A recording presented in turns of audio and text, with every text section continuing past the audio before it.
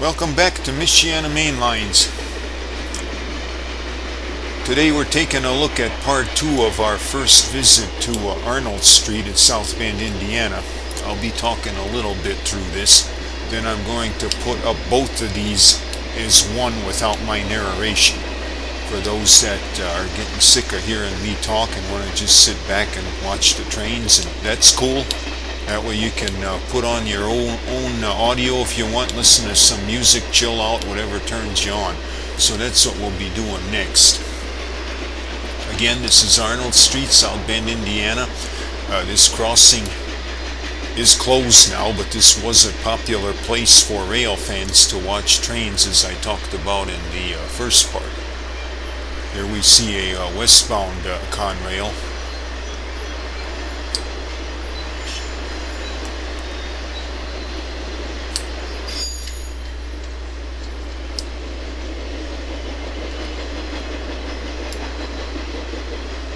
There's the Arnold Street crossing.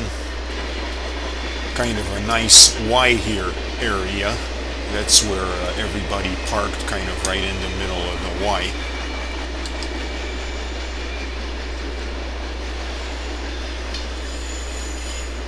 Again, a look at the old Studebaker structures, which are now gone.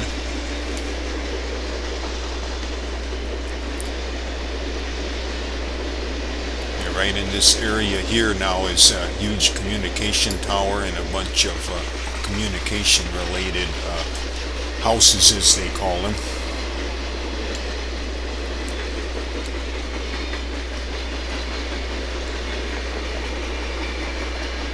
I always thought this would have been a great location for some sort of a rail park for the fans to gather.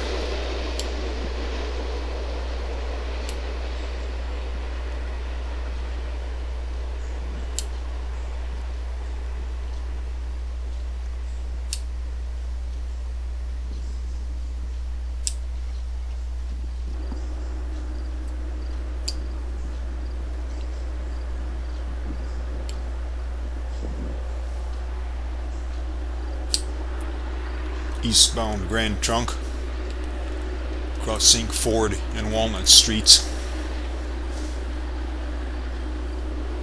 approaching Arnold.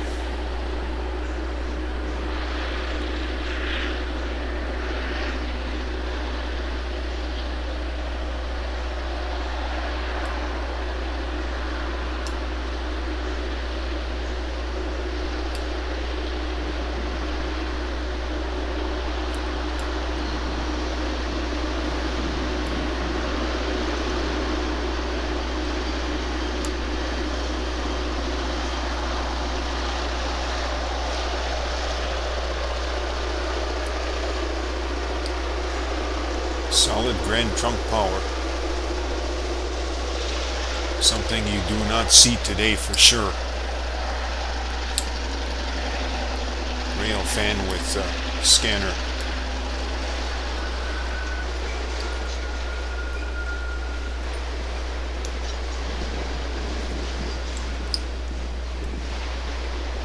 Nice piece of snaking S-track there. Again, the farthest track to the south or to the left of where this train is going now, as I mentioned before, was the old Kankakee or NIPSCO branch, which actually ran southwest to South Bend through Walkerton and through North Judson and all the way to Wheatfield, Indiana. At this time, that was just used by the Conrail local to reach its yard area and the business on the south side of South Bend. One of my other videos details some of that operation along the south side of town to a scrap yard and a few other businesses there. Now under Norfolk Southern operation, that of course is the connection to get to the ethanol plant and the business that is still left on the south side of town.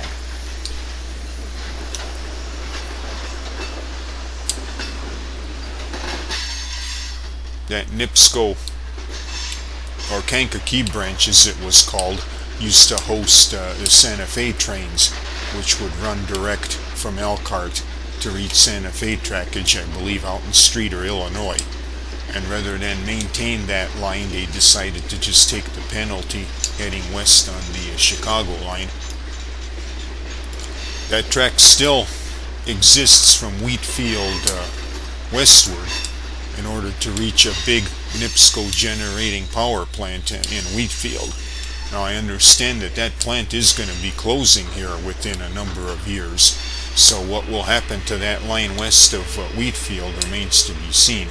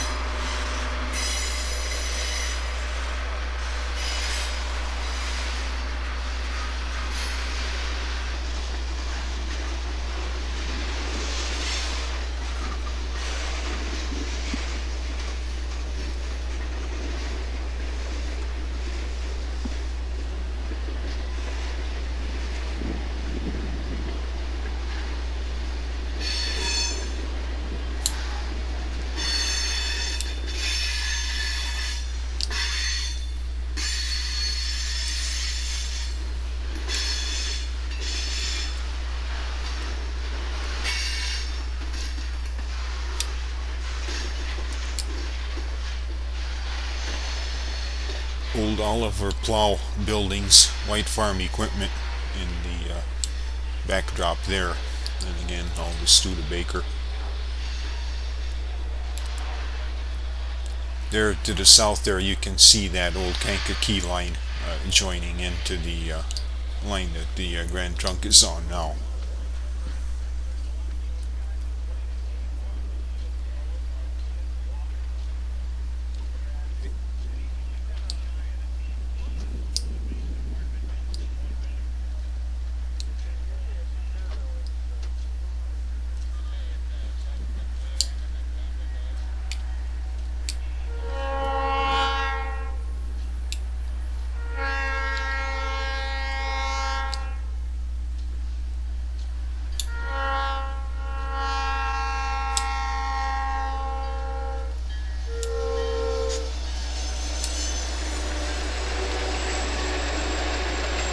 Westbound. A lot of Santa Fe power.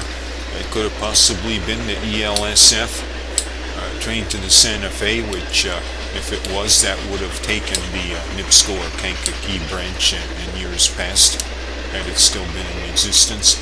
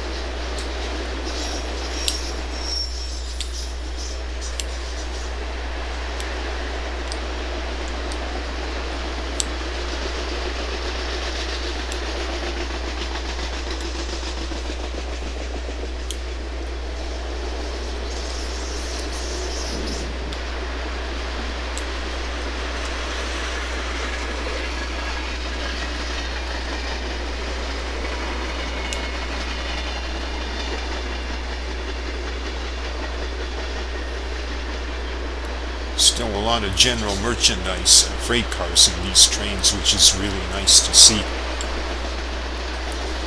With single carload traffic down now, boxcars are becoming more and more rare. In fact, the boxcar populations are considerably down from decades past, and fewer are even being manufactured.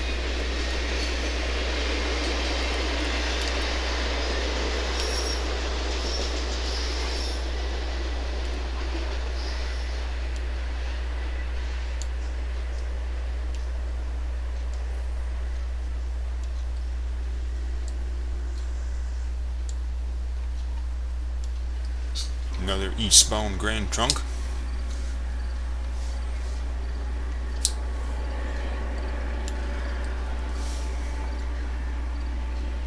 Again, when you'd park here at night and see these trains coming with the headlights on, it looked like they were coming right at you until the last minute, when then they would make the curve. Pretty spectacular. Even when you knew better, it still really had a very good effect, like it was coming right at you.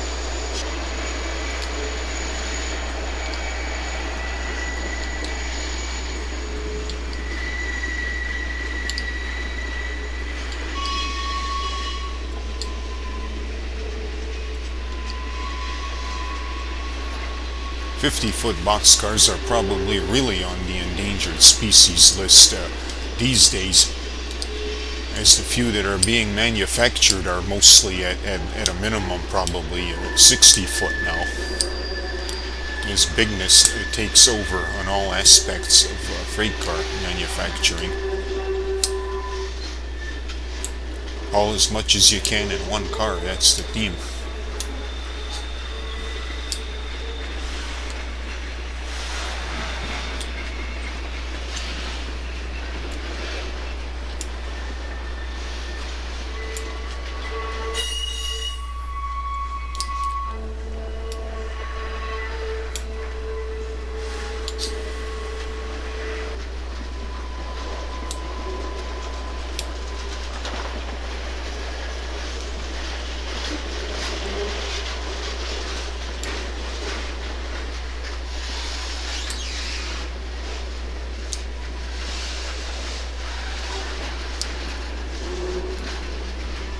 Still wooden plank crossing at that time.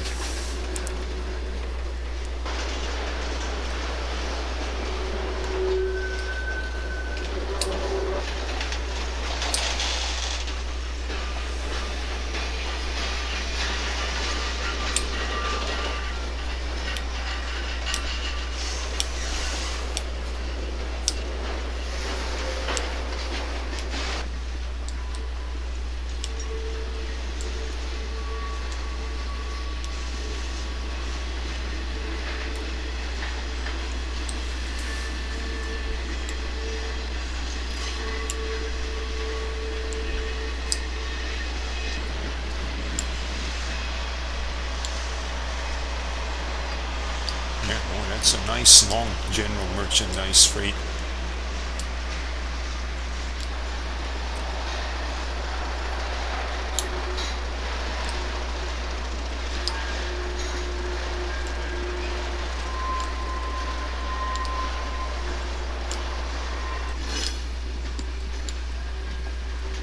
Don't get me wrong, I don't have anything against the intermodal and the container traffic and even the trailer on flat car, but these freight cars are really what's the most interesting to me. I can't imagine my layout having only intermodal cars on it. In fact, I don't know if I'd even have a layout if that was the case.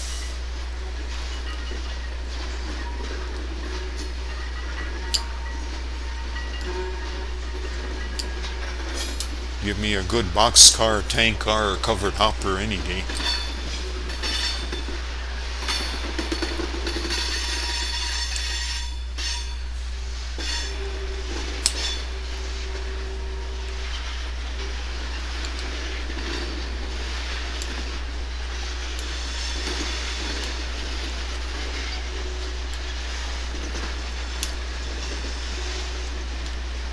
But that's the way things change.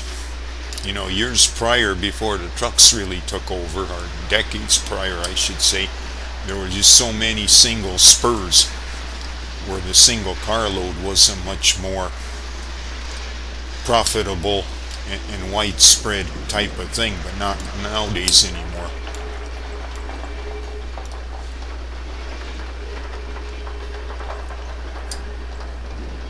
And I think this pretty much closes us out, so until next time, thanks for watching and putting up with me, the video.